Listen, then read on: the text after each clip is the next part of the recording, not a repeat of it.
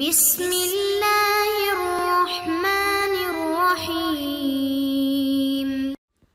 السلام علیکم معزز طلباء کرام، آپ سب کیسے ہیں؟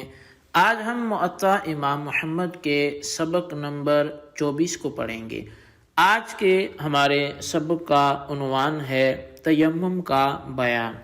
آج کے ہمارے سبق کی جو عبارت ہے وہ باب التیمم بالصعید سے شروع ہوتی ہے، جس کا ترجمہ ہے کہ مٹی سے تیمم کرنے کا باب۔ تو تیمم کے حوالے سے جو بات چیت ہے وہ اس میں ہم مکمل آج کے درس میں سمجھیں گے۔ اس کے ساتھ ساتھ احادیث پڑھیں گے، یہ کیسے تیمم کی آیت نازل ہوئی، وہ شان نزول اس کا، اور یہ تیمم کی اجازت والا واقعہ، اور پھر اس کے ساتھ ساتھ یار غار اور یار مزار سیدنا صدیق اکبر رضی اللہ تعالیٰ عنہ کی برکات اور ان کا عشق رسول وہ بھی ظاہر ہوگا۔ تیمم کی شرائط جو ہیں وہ بھی ہم ذکر کریں گے، تیمم کا طریقہ کیا ہے، اور کچھ تیمم کے حوالے سے جو ضروری متفرق مسائل ہیں وہ بھی ہماری گفتگو کا حصہ بنیں گے۔ تو سب سے پہلے ہم احادیث پڑھتے ہیں اور اس کے بعد پھر باقی تبصرہ بھی کرتے ہیں۔ امام محمد رحمۃ اللہ تعالی علیہ لکھتے ہیں: اخبرنا مالک اخبرنا نافع انه اقبل هو وعبد الله بن عمر من الجرف حتى اذا كان بالمربد نزل عبد الله بن عمر فتيمم صعيدا طيبا فمسح وجهه ويديه الى المرفقين ثم صلى۔ امام محمد فرماتے ہیں کہ ہمیں امام مالک نے اور انہیں نافع نے خبر دی کہ وہ اور عبداللہ بن عمر جرف سے مقام مربد پر جب یہ پہنچے تو عبداللہ بن عمر رضی اللہ تعالیٰ عنہما اپنی سواری سے اترے اور پاکیزہ مٹی سے تیمم کیا، اپنے چہروں اور دونوں ہاتھوں پر کوہنیوں تک مسح کیا، پھر آپ نے نماز ادا فرمائی۔ اخبرنا مالک اخبرنا عبد الرحمن بن القاسم عن ابیہ عن عائشہ رضی اللہ عنہا انہا قالت خرجنا مع رسول اللہ صلی اللہ علیہ وسلم فی بعض الاسفار۔ امام محمد فرماتے ہیں کہ ہمیں امام مالک نے اور انہیں عبد الرحمن بن قاسم نے، وہ اپنے والد سے روایت کرتے ہیں اور وہ سیدہ طیبہ عائشہ صدیقہ رضی اللہ تعالیٰ عنہ سے روایت کرتے ہیں کہ ہم نبی علیہ السلام کے ساتھ ایک سفر پر تھے۔ حتی اذا کننا بالبیضاء او بذات الجیش انقطع اقدی فاقام رسول اللہ صلی اللہ علیہ وسلم على التماسه واقام الناس وليسوا على ماء وليس معهم ماء۔ تو فرمایا کہ چلتے چلتے ہم جب مقام بیضا یا ذات الجیش پر پہنچے تو سیدہ عائشہ صدیقہ فرماتی ہیں کہ میرا ہار گر کر ٹوٹ گیا، تو اب نبی علیہ السلام اور دوسرے لوگ اس کی تلاش میں چل پڑے۔ اب اس جگہ پانی بھی نہیں تھا اور نہ ہی لوگوں کے پاس جو پانی کی کوئی صورتحال تھی۔ فَأَتَى النَّاسُ إِلَىٰ أَبِي بَكْرٍ فَقَالُوا أَلَا تَرَىٰ إِلَىٰ مَا صَنَعَتْ عَائِشَةُ أَقَامَتْ بِرَسُولِ اللَّهِ صلی اللہ علیہ وسلم وَبِالنَّاسِ وَلَيْسُوا عَلَىٰ مَاءٍ وَلَيْسَ مَعَهُمْ مَاءٌ۔ اب لوگ جو تھے وہ حضرت ابوبکر صدیق رضی اللہ تعالیٰ عنہ کے پاس آئے اور آ کر ان سے کہا کہ کیا تم نہیں جانتے کہ عائشہ نے کیا کیا؟ انہوں نے رسول اللہ صلی اللہ علیہ وسلم اور ہم لوگوں کو ایسی جگہ پر روک دیا ہے جہاں پانی نہیں ملتا اور نہ ہی ہمارے پاس کوئی پانی موجود ہے۔ قالت فجاء ابو بکر ورسول اللہ صلی اللہ علیہ وسلم واضع رأسه على فخذی قد نام فقال ابو بکر حبست رسول اللہ صلی اللہ علیہ وسلم والناس وليسوا على ماء وليس معهم ماء. اور جناب حضرت عائشہ صدیقہ رضی اللہ تعالیٰ عنہ فرماتی ہیں کہ یہ جب لوگوں کی کمپلین سیدنا صدیق اکبر نے سنی تو یہ سن کر ابو بکر میرے پاس تشریف لائے. اس وقت نبی علیہ الصلوۃ والسلام میری ران پر سر رکھ کر آرام فرما رہے تھے. تو حضرت ابو بکر صدیق رضی اللہ تعالیٰ عنہ نے مجھ سے کہا کہ تو نے رسول اللہ صلی اللہ علیہ وسلم کو اور دوسرے لوگوں کو ایسی جگہ روک دیا ہے کہ جہاں نہ ان کے پاس اور نہ اس جگہ پر پانی موجود ہے. قالت فعاتبنی وقال ما شاء اللہ ان یقول وجعل یطعننی بیدہ فی خاصرتی فلا یمنعنی من التحرک الا رأس رسول اللہ صلی اللہ علیہ وسلم علی فخذی. تو اب سیدہ عائشہ صدیقہ رضی اللہ تعالیٰ عنہ فرماتی ہیں کہ حضرت ابو بکر میرے پہلو میں اپنے ہاتھ سے کوکیں مارنے لگے، یعنی مجھے عتاب فرمایا.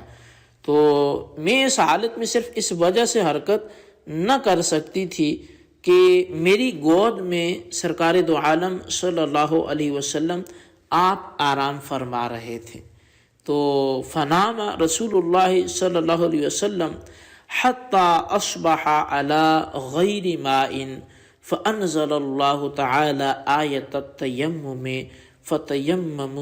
فتیممنا فقال اسید بن حضیر ما هي بأول برکتکم یا آل ابی بکر قالت وبعثنا البعیر الذی كنت علیہ فوجدنا العقد تحتہ.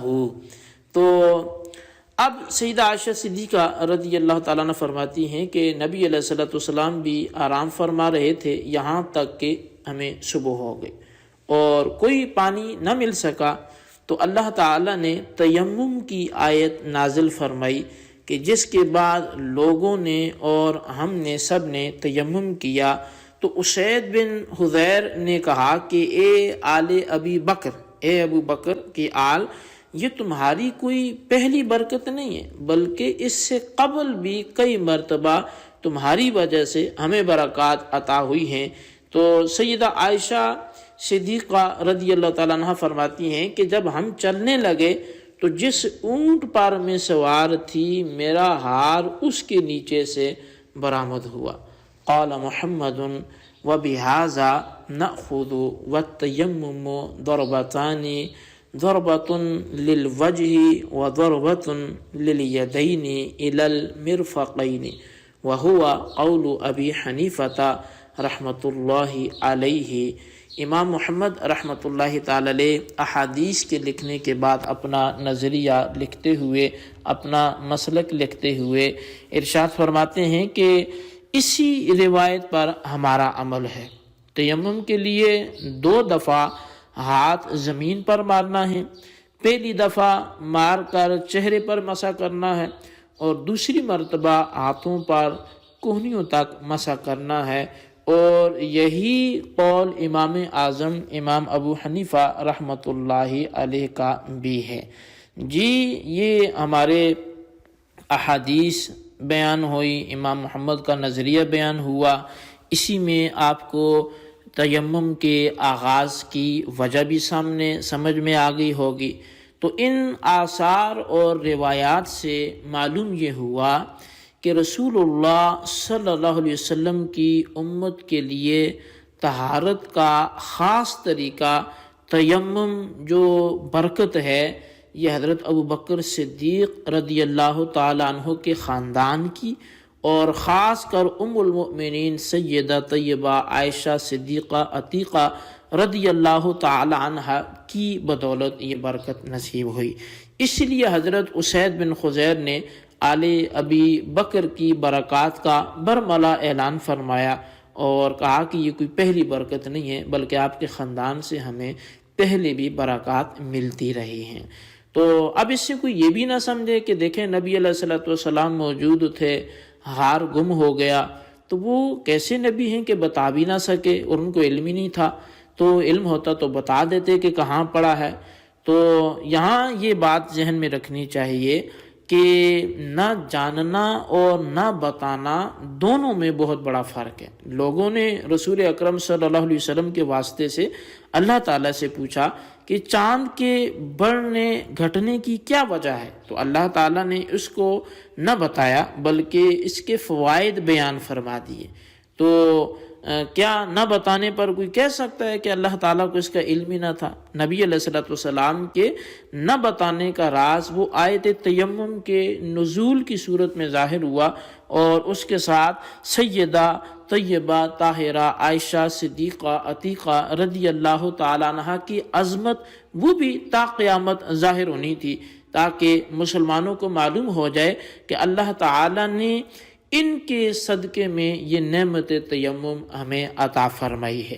آیت تیمم کے نزول کے اس سبب سے بعض لوگوں کو نصیحت حاصل کرنی چاہیے جو کہ اس معاملے میں کچھ نہ کچھ نکتہ چینی کرتے ہیں، کیونکہ اس کے شان نزول میں حضرت ابوبکر صدیق رضی اللہ تعالیٰ عنہ کی محبت رسول اور سیدہ عائشہ صدیقہ رضی اللہ تعالیٰ عنہ کی جانثاری وہ سامنے آتی ہے، اور نبی علیہ الصلوۃ والسلام کا اپنی زوجہ عائشہ صدیقہ رضی اللہ تعالیٰ عنہ کی گود میں سر رکھ کر سونا ان کے عظیم اعتماد کی یہ نشانی ہے۔ لہٰذا ان حضرات پر لعنت کرنا یہ اپنے آپ کو رحمت خدا بندی سے دور کرنا ہے، اور ان کے بارے میں انگلی اٹھانا یہ اپنے آپ کو ہمیشہ کے لیے اللہ کی رحمتوں سے مردود کرنا ہے۔ تو اللہ تبارک و تعالی ہمیں ان حضرات کا ادب بھی نصیب فرمائے۔ تو بہرحال یہ کچھ اس پر فنی کلام تھا۔ اب ہم تیمم کی شرائط اور اس کا طریقہ اور اس کے کچھ ضروری مسائل ذکر کر کے اپنے سبق کو کلوز کرتے ہیں۔ تیمم کی شرائط کی بات کی جائے تو تیمم کی پہلی شرط تو یہی ہے کہ جب پانی نہ ملے تب تیمم کریں گے، یعنی 1 میل کے فاصلے تک پانی دستیاب نہ ہو تو یہ ایک سبب ہے تیمم کے جائز ہونے کا۔ اسی طرح پانی تو ہے لیکن اس کے استعمال پر قدرت ہی نہیں ہے، مثلا بندہ بیمار ہے، یا جہاں پانی ہے وہاں دشمن ہے اور اس کا خوف ہے، یا کنویں میں پانی تو موجود ہے لیکن نکالنے کے لیے کوئی آلہ ہی دستیاب نہیں ہے، یا آلہ بھی ہے لیکن پانی ٹھنڈا اتنا ہے کہ اس کے استعمال سے اس کی جان کو خطرہ ہے، یا کسی عضو کے تلف ہونے کا ضائع ہونے کا خطرہ ہے، یا مریض ہے تو مرض بڑھ جائے گا تو اس کے بڑھنے کا خطرہ ہے، تو ان وجوہ سے بھی تیمم کی اسے اجازت مل جائے گی۔ اسی طرح ایسی صورت میں بھی تیمم کی اجازت مل سکتی ہے کہ وضو کرتا ہے تو پیاسا رہ کر تڑپ جانے کا خطرہ ہے، یعنی یا تو آٹا وغیرہ گوندنے کے لیے پانی رہے گا یا اس کے وضو کے لیے رہے گا، تو بھوک سے بلک جانے کا خطرہ ہے، تو ایسی صورتوں میں بھی تیمم کے ذریعے طہارت کا حصول ممکن ہے اس کے لیے۔ البتہ تیمم کا جو طریقہ ہے وہ یہ ہے کہ دونوں ہاتھوں کی انگلیاں کھلی رکھ کر کسی ایسی چیز پر جو زمین یا زمین کی جنس سے ہو ایک دفعہ مار کر اٹھا لے، اور اگر زیادہ غبار لگ جائے تو جھاڑنے میں کوئی حرج بھی نہیں ہے۔ اس دفعہ مارنے کے ساتھ جو ہے وہ اپنے منہ کا مسح کیا جائے، پھر اسی طرح دوسری دفعہ جن سے زمین پر مار کر دونوں ہاتھوں کوہنیوں سمیت جو ہے وہ مسح کر لیا جائے۔ اب جن سے زمین یا زمین وہ ہوتی ہے کہ جس کو آگ جلائے تو جلا نہ سکے، پگھلائے تو پگھلا نہ سکے۔ تو اب نماز کا وقت اتنا تنگ ہو گیا کہ اگر وضو کرتا ہے تو وقت ختم ہو جاتا ہے، تو ایسی صورت میں فوراً تیمم کر کے نماز پڑھ لے، پھر بعد میں اس کا اعادہ کر لے۔ اسی طرح مردے کو اگر غسل نہ دے سکیں، خواہ اس وجہ سے کہ نامحرم ہونے کی وجہ سے اس کے بدن پر ہاتھ لگانا حرام ہے یا پانی ہی نہیں، تو اسے بھی تیمم کرایا جائے گا۔ اسی طرح نماز جنازہ اور عیدین اگر جاتی نظر آئیں کہ یہ فوت ہو جائیں گی تو فوراً تیمم کر کے ان میں شامل ہو جائے۔ اسی طرح نماز جنازہ کے دوران اگر بے وضو ہو گیا تو بھی تیمم کرے گا۔ اچھا، بے وضو اور جنبی کے لیے تیمم وہ ایک ہی طرح کا ہوتا ہے اور دونوں کے لیے ایک ہی تیمم کفایت کرے گا، غسل کے لیے الگ اور وضو کے لیے الگ سے کرنے کی ضرورت نہیں ہے۔